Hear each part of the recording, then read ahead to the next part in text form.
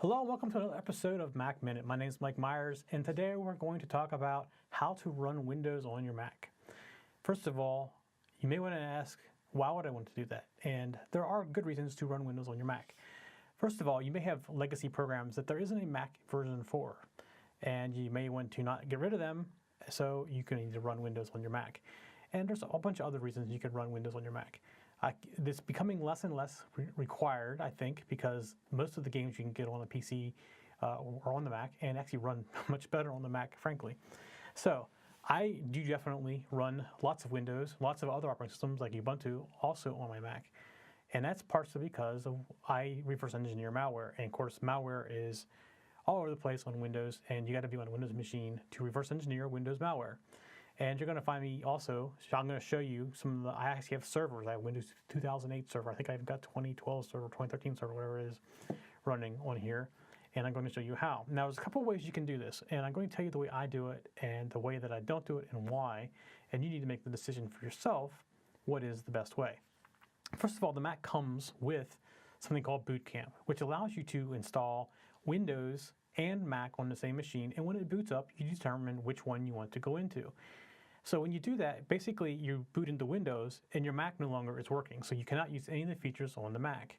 If you are on the Macintosh, you can't get to the Windows files. They're completely separate things because you booted into them separately. Now, there are other ways you can do that using a virtualization technology. Like I'm going to show you VMware, which is what I use. There's also Parallels. Both of them are great products.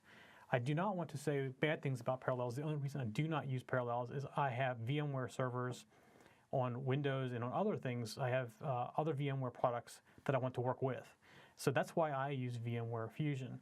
And they basically are both very equivalent to each other. I would have a hard time if you did not have any reason to use VMware to tell you not to use Parallels. It is a great product. I have actually used it in the past, and I do like it. I just happen to use VMware for other things a lot more, and I just stuck to VMware so it was more portable. But what I'm going to show you is it running, with VMware, it runs on top of your Mac operating system. So you see me on the virtual desktop of the Mac, and you see all the stuff out here, and you're going to notice that I have two extra drives. One of them is called VMs, and one of them is called Transfer. And this is actually, I don't know if I can pick it up to show it to you or not. Probably not. This is this external drive, and it has all my VM servers on it. So that's what's plugged in on the side.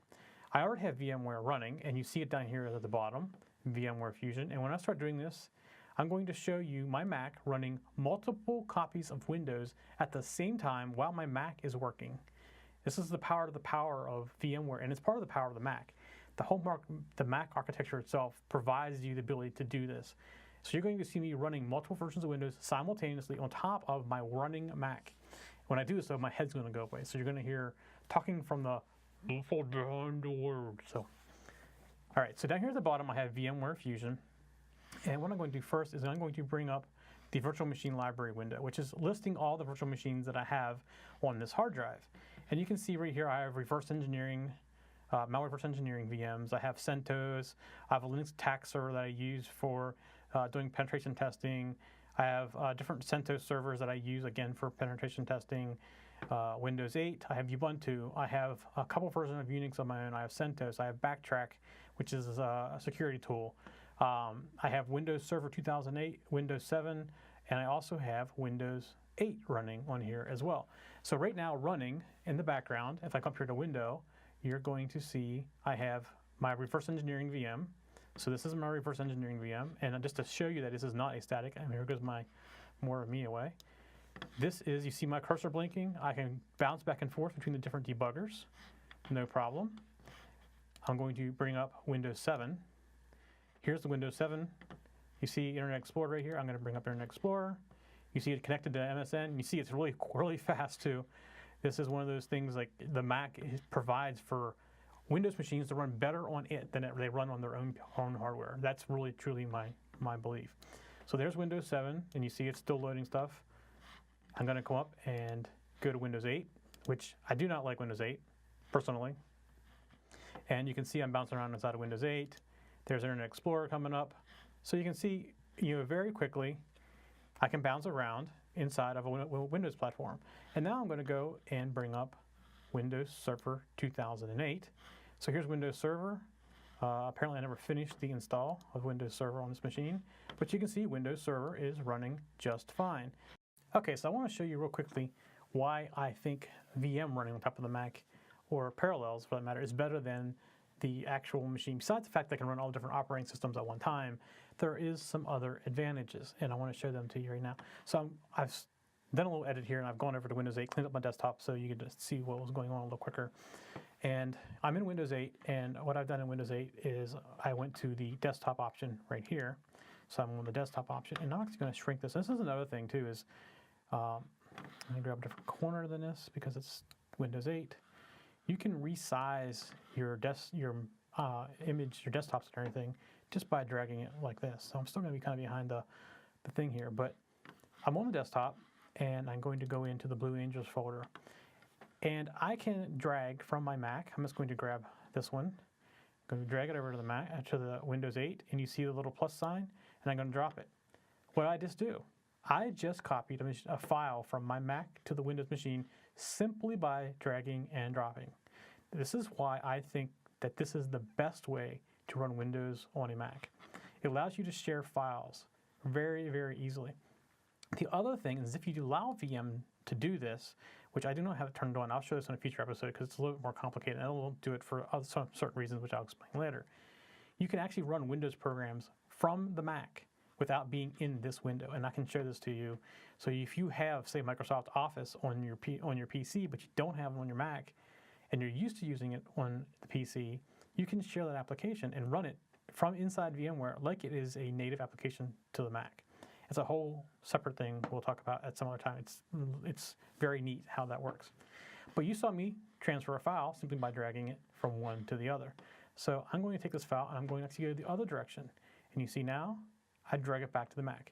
I just showed you how easily integrated you can do stuff with the Mac and the PC.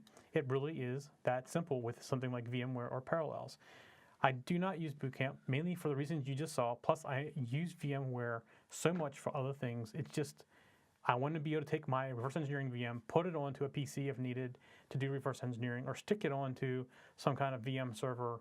And my Windows 2008 server, I want to move from point to point. That's just why I use VMware. Parallels, again, is just as good. You can do the same type of things with Parallels as you can with VMware. They are kind of like camera companies. One gets a little better than the other one, then the other one catches up and goes past them. So they just keep leapfrogging each other every time they come out with the new versions. So I don't have nothing to say bad about any of the VM or the solutions for running Windows, but I will say if you want to run them together, which is how I would personally recommend it, is to use VMware or Parallels. And both of those are very inexpensive. They're like $60 or $70 for the programs to install. And they're very easy to use, very easy to set up. And if you have, here's the other advantage to using a VM. I don't know about Parallels, but VMware has a converter. So you have a PC and you're moving to a Mac.